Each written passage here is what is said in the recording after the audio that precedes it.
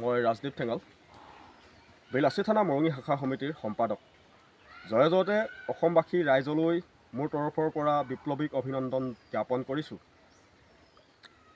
আজি দেখিবলৈ পাইছোঁ কেইদিনমানৰ পৰাই অসমত SSC চেণ্টাৰসমূহত SSC এক্সামসমূহ হৈ আছে আৰু সেই SSC এক্সামসমূহত আমাৰ অসমৰ নিবনুৱাসকলৰ বাবে সংৰক্ষিত আসনৰ বাবে বহিৰাগত যুৱকসকলে কিদৰে ভুৱা নথি পত্ৰৰে অসমত প্ৰৱেশ কৰি অসমৰ বাবে সংৰক্ষিত আসনৰ বাবে এক্সাম দিবলৈ আহিছে, সেই